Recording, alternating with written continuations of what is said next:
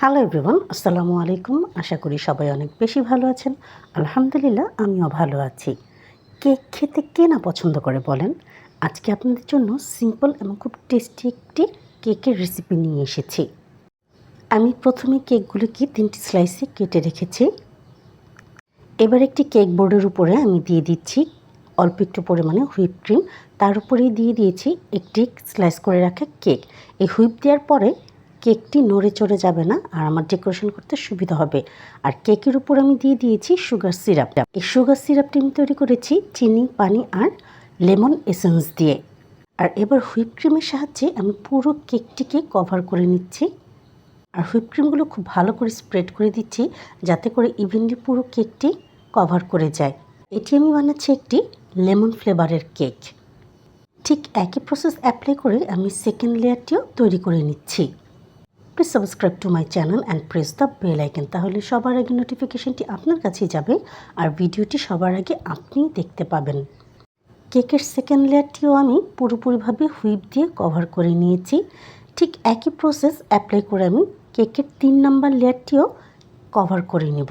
প্রথমে দিয়ে দিয়েছি কেকের 3 নাম্বার লেয়ারটি, তার উপরে দিয়ে দিচ্ছি সুগার সিরাপ। সুগার সিরাপ দিয়ে দেওয়ার পরে এখানে আমি কভার করে দেব কেকটি হুইপ ক্রিমের মাধ্যমে। কেকটি যাতে খুব ভালো করে কভার হয়ে যায়, তাই আমি হুইপ ক্রিমগুলো ইভেনলি স্প্রেড করে দিচ্ছি। আর কেকের টপটি কভার করে নেওয়ার পরেই আমি কেকের সাইডগুলোকে কভার করে নিচ্ছি হুইপ ক্রিমের মাধ্যমে। Please do like, comment, share more and more. তাতে করে আমি অনেক বেশি মোটিভেট হয়ে যাই, আমার ভিডিও বানানোর আগ্রহ অনেক বেশি বেড়ে যায়।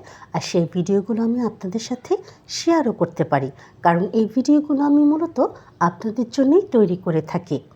আমার কিন্তু কেকটি অলমোস্ট কভার করে হয়ে গেছে।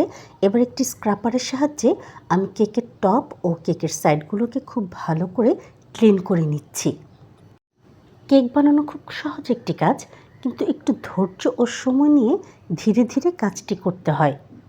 নিজের তৈরি করা কেক দেখতে এত ভালো লাগে, আর খাওয়ার পরে এর টেস্ট সবসময় মুখে লেগে থাকে, কারণ নিজের জিনিস সবসময়ই সেরা।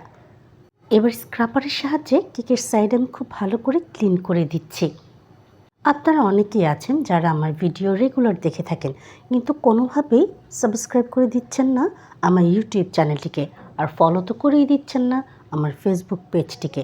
আপনাদের কাছে আমার একটু রিকোয়েস্ট থাকবে, আপনারা অবশ্যই সাবস্ক্রাইব করে দিবেন আমার ইউটিউব চ্যানেলটিকে। আর যারা পেজ থেকে দেখছেন তারা অবশ্যই আমার পেজটিকে ফলো করে দিবেন। এবার একটি M1 নোজলের মাধ্যমে আমি কেকের উপরের অংশে রোজ তৈরি করে নিচ্ছি। আমি সেম কালারের নোজ তৈরি করে নিচ্ছি, কারণ এটি হচ্ছে আমার একটি লেমন কেক, আর আমি চাইছিলাম পুরো কেকটি সেম কালারের থাকবে। এবার লিফ নোজল দিয়ে এখানে আমি পাতা তৈরি করে নিচ্ছি। আমি চাইছিলাম আমার কেকটির লুক সিম্পল কিন্তু ক্লাসি হবে, আমি ঠিক সেই কাজটি এখানে করছিলাম। এবার কেকের অপর সাইডটিতেও আমি ঠিক একইভাবে পাতাগুলি তৈরি করে নিচ্ছি লিফ নোজেলের মাধ্যমে। যখন আমি কেকটি কমপ্লিট করেছিলাম, এর লুকটি কিন্তু দেখতে সত্যি খুব সুন্দর হয়েছিল। আমার অলমোস্ট ডান হয়ে গেছে। এবার কেকটিকে আরেকটু সুন্দর করার জন্য এখানে আমি অ্যাড করে দিচ্ছি গোল্ডেন কালার বলসগুলো। এই বলগুলো আপনারা যে কোনো কেকের শপে পেয়ে যাবেন। আপনারা ভ্যারাইটি কালার পেতে পারেন, গোল্ডেন, সিলভার, এছাড়া অনেক কালারের আছে।